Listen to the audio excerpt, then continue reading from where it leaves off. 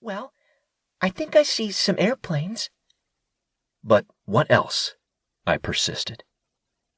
The conversation went along this way as she described all the things she could see. She was, however, too young to understand what she could not see. As she listed all the things floating around in space, she never mentioned space itself. Finally, I asked, "Well, what about the space?" And she laughed at the obvious answer to what was all around her, but she hadn't been looking at the sky in that way. A challenge in life for many is we forget about the space because we are drilled into the planets and stars and airplanes. Space is what offers the potential for creation, change, and growth. All the opinions going around are subject to change. They don't matter all that much. What does matter is what's not changeable, and one thing that doesn't change is the truth. The permanent things in this life are essential. If it's mutable, it's not going to be around forever, and so it doesn't matter that much. That, nonetheless, is where we tend to put our focus. I'm going to ask you to remember the space. How this philosophy matters as it pertains to the instruction I'm going to lay out and the stories I'm going to share is that what lasts forever is your mark on the world. You determine your legacy in your behavior and interaction with other people on this planet, every day and in every moment. If you treat every human interaction as a sacred event, that's a success. That's a legacy worth leaving. Another point I'm going to make is that time is irrelevant in examining our human experiences. In other words, it's never too late. If you failed at a particular moment, you can succeed in the next one. We all fail, and we all succeed.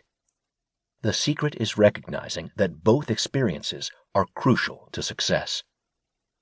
I'm going to remind you that life conspires to help you in everything you do. Life itself is a conspiracy to assist you in every way possible. The forces of the universe conspire to help you live a fruitful life that benefits others. We can help each other win. It doesn't matter if it's in business or writing or relationships. We can have a wonderful life experience. As you learn the 8 principles in this book, you might not draw the same conclusions I did, but I promise that you will put this book down having changed in some way. I know it's a bold assertion, but I stand behind it. Putting these 8 principles in practice will help you grow further into the person you're meant to become. My goal is for the practical application of these points to come through in such a way that you can easily apply them to your own life. To conclude this introduction, I must mention the disclaimer that success and failure are 2 ends of the same sausage. If you're going to play this game we call life, you're going to eat the whole sausage, both ends of it, and that means you're going to experience failure and success. You may as well make good friends with that fact so you don't get emotionally charged by either outcome. You can't get puffed up when you succeed or feel broken-hearted when you fail. Failure is an inherent and inevitable part of success.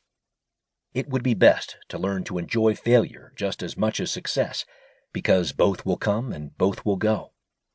If you can't be happy with failure, success is never going to be enough for you. Living a bold and disruptive life means you will both succeed and fail multiple times. That's how you learn and how you grow. Mistakes and failure are the ultimate teachers that will lead you to success in career, family, friendships, or daily interactions with others. In my companies, we know that failure happens, and I'm going to illustrate how we handle it professionally with our team. Our company's ethos centers around the idea that what you do with failure is what counts. When I ask people to invest in my companies, I tell them the mission is more important than making money. How's that for a disruptive ask? I urge potential investors to keep the purpose in mind as being in alignment with the target is how they make money. Focusing on the success or the dollar signs and expecting that the method I employ will work can't be a part of the process. After many years in business,